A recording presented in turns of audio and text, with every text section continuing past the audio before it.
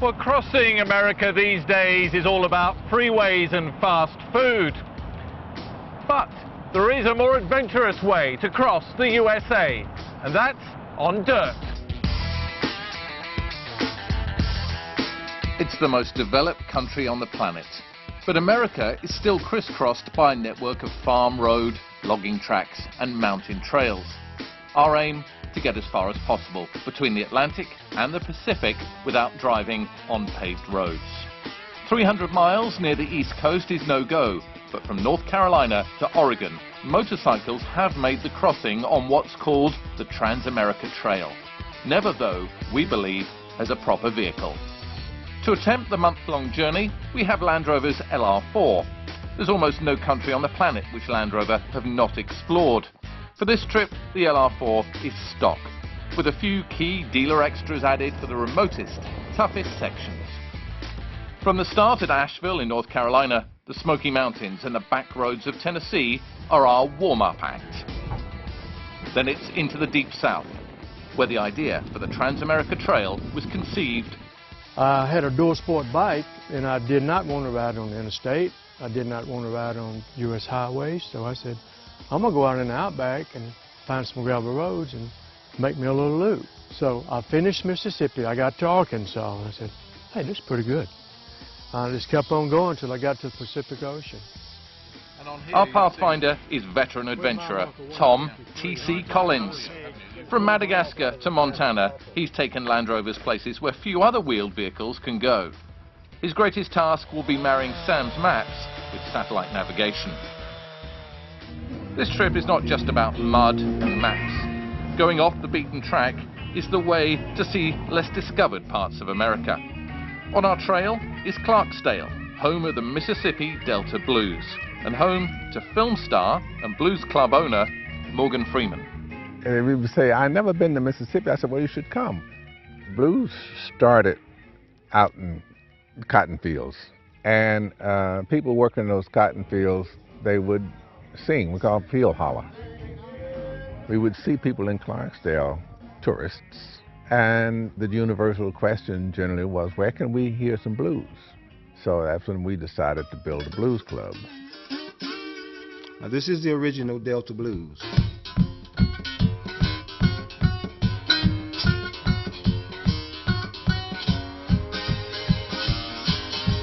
The blues gets in your soul, and we don't want to leave the heat and passion of Mississippi, but this is a mammoth trip.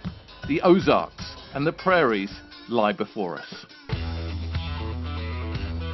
Ours is a journey twice the length of the Mother Road, Route 66, which we cross near Tulsa, Oklahoma. 110 years before us, the first car drove across the USA. It took Messrs. Jackson and Crocker 63 days. On dirt, of course. But I feel more of a symmetry with the pioneers and stagecoaches who opened up the West. The mighty Mississippi feels a world away. The natural barrier to our progress now is the towering Rocky Mountains. It's TC's home state. Good thing he knows the way. But one wheel wrong and you're flying, not driving. We're at the approach to Black Bear Pass, approximately 12,800 feet. It's a pass that is terrifying to a lot of people. Huge drop-offs, K-turns on switchbacks with 1,000-foot drop-off.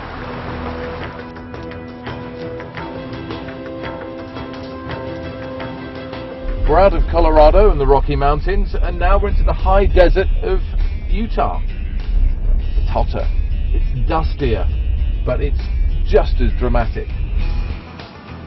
Crawling pace, we tackle Black Dragon Canyon. A few hundred feet away is I-70. In the same time it takes us to go 20 miles, we could reach Seattle, 800 miles away on the interstate. The desert is a place few animals and even fewer humans can endure.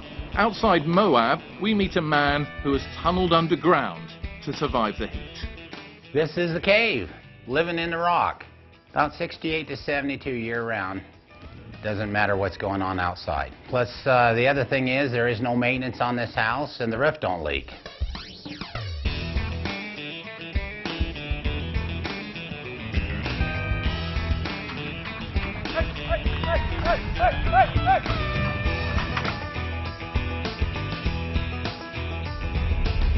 We've just crossed into Oregon. This is our final state border crossing. It's our last state, and one we have in common with pioneers and the pioneering motorists of 1903. But we're not out of the woods yet. Fallen trees block our trail, but there is worse still to come. The forest is ablaze and the Trans-America Trail is in its path. The Pacific is no more than 50 miles away, but our exit to the ocean and trail end is an inferno. All those pink areas, those are the fires that are immediately on our route. It adds a day of extra driving and dozens of miles of double backing to cover off the trail foot by foot, before breaking out onto the prehistoric beach near Port Orford in Oregon. We can go no further. Ahead is the Pacific Ocean.